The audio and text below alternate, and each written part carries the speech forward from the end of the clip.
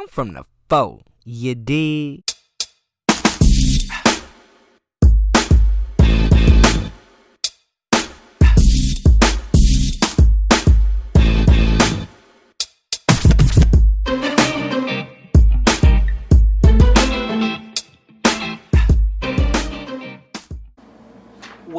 What up, and what it do? Welcome back to another edition of The Way I See It, week 1 of the NFL season, and I'm so glad to be back with y'all. If this is your first time here, go ahead and hit that subscribe button. I'm trying to make my way to 100 followers, trying to get up to 1 million, and you can help me get there. So without further ado, let's get right into it. So if anybody that follows the channel know, I am a diehard Carolina Panthers fan, but right now me and my team got some beef because I rock with my quarterback, and that's Cameron Jarrell Newton.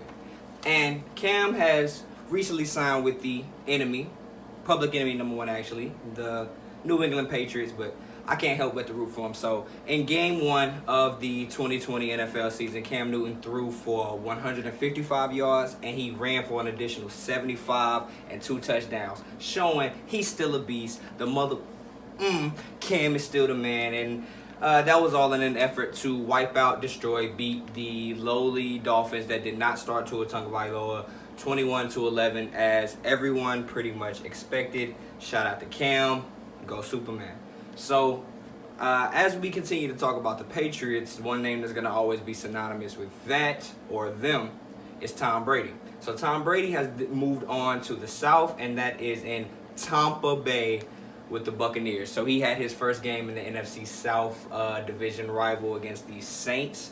They lost 23-24. Tom Brady was not pedestrian, but you could tell that it is his first game in a new system. He did not look as sharp as he does in the usual Belichick system that he spent 20 years in with, Josh McDaniels. But he had 239 yards, 2 TDs, but he also threw for 2 interceptions, which is not very Brady-like. And he's also thrown for 3 pick sixes in his last 3 games. So I know people like to hate on Max Kellerman, but that cliff might be here. Just saying. Newly acquired running back Leonard Fournette, he had 5 rushes for 5 yards. That means every time he touched the ball, he advanced 3 feet. Not very effective. Made a big fuss in the offseason, but I guess I see why Ronald Jones continues to start. Rob Gronkowski looks like he should have stayed retired. 2 catches for only 11 yards.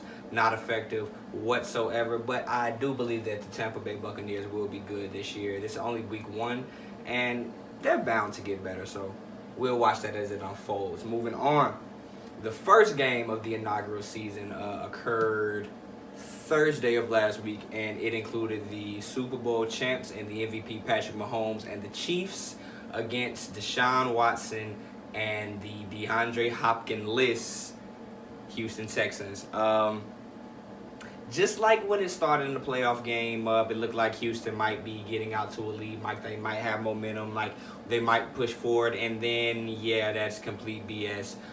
It's apparent that Deshaun Watson is lacking a weapon now. Although David Johnson did have 11 rushes for 77 yards, that's 10 yards a carry. That didn't really translate to much. Will Fuller, he had 8 catches for over 100, but no other receiver even had 40 yards. So it amounted to pretty much nothing in the end because most of those were garbage time yards. Patrick Mahomes continued to delight, but the star of the show was the newly acquired running back from LSU, national champion Clyde Edwards-Helaire. He had 25 rushes for 138 yards in his NFL debut. No preseason, no OTAs, none of that. Hit the field running. Bruh's only like yay high to a horsefly, short little dude, you know what I'm saying? Got out there balling, so shout out to him. The usual suspects did the usual things. Kelsey, Watkins, and Hill all had a touchdown, as to be expected. Mahomes didn't even show out, but juggernaut, man. Absolute juggernaut. And those were the biggest 3 games of the inaugural week for me that I guess I cared the most about as my fanfare. But I do have a few quick fire for y'all. So again, Aaron Rodgers gives the discount double birds. I hope YouTube doesn't I hope YouTube doesn't flash me for that. But he gives the discount double birds to the Packers and the GMs for drafting Jordan Love, his replacement, in the first round by destroying Kirk Cousins and the Vikings 43-34 in an annihilation. Again, if you didn't catch that, discount double birds. That was funny. Laugh. Subscribe. Come on now. That joke's worth for subscribe. It's worth for subscribe. Okay, moving on. Big Ben Roethlisberger had his first game back in almost a year. He threw for 229 yards and 3 touchdowns, looking like the Ben Roethlisberger of old, putting his name out there for comeback player of the year, but I am still holding out for Cam Newton. In other senior citizen news, apparently Phillip Rivers has started to suffer from sporadic episodes of Alzheimer's throughout the game. Apparently, when certain cameras flashes or he sees a certain defense, he just forgets completely how to play football. That is apparent in the inexplicable interception that he threw en route to losing to Gardner, the quarterback guy, and the Jaguars. 27-20. It was pretty ugly. It was closer than it should have been, and I guess Minshew mania continues, man. Phillip has to do better than that. But on the other side of the age spectrum, we look at first-year quarterback and national champion Joe Burrow. He played what I'm guessing everybody would look at as a pretty good game up into the end. It seemed like he may be the shining light, the guiding person to the end of this tormenting, desperate tunnel of despair that the Cincinnati Bengals have been on since God knows when. But just when it looked like things were turning in the other direction, the Cincinnati initiation happens.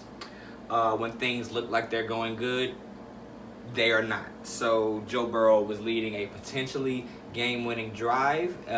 He settled, and the offense got stymied, got stopped, and they had to eventually settle for what could have been a game-tying field goal, to which the kicker, of course, Cincinnati Bengals did. They missed, and they lost. So shout out to Joe Burrow. Welcome to the league. That's just Cincinnati for you, big dog. Moving on. Mitchell Trubisky, he holds off the let's go Nick Foles chance for at least 1 week in a fourth quarter comeback against Matt Stafford and the Lions. Lamar Jackson makes the Browns look like, the Browns. So 38-6, pretty embarrassing. Not going to harp on that.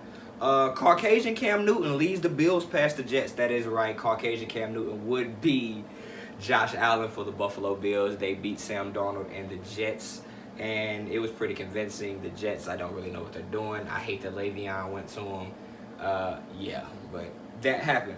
Kyler Murray and DeAndre Hopkins christened their first season together with a win over the Super Bowl losing, I guess you could say, 49ers, but they were a member of or a participant in last year's Super Bowl. And Kyler Murray, little short guy, and D-Hop got their first win against them. So shout out to the Arizona Cardinals. My coach forever will always have love for him, Ron Rivera. Kicked cancer's ass this weekend, leading his new team, the Washington football team, to a win against Carson Wentz and the Eagles. So again, I know everybody. I know if you're new here, you might not know, diehard Carolina Panthers fan here. That really warms my heart to hear that news about Coach Rivera. You keep winning, you keep fighting in life, and you keep kicking in cancer's ass, man, for real. So really happy to hear that. And finally, Russell Wilson and the Seahawks put a beat down on Matt Ryan and the Dirty Birds. Always makes me feel good to see the Falcons lose. Been a bigger, maybe the Saints, but there's no more of a large thorn on my side other than these NFC South teams. And that is pretty much my wrap-up for the week. If you're new here, again, subscribe. This is the way that you see it. I am Jamario Rashad. I will try to come at you more frequently with these videos. Right now we have basketball and football, so if you are a sports fan of either one of those two kinds, please come back. Holler at me sometimes. I'm going to be doing live streams and anything in between. But until next time, I'm Jamario Rashad, and I appreciate you for stopping by. Peace.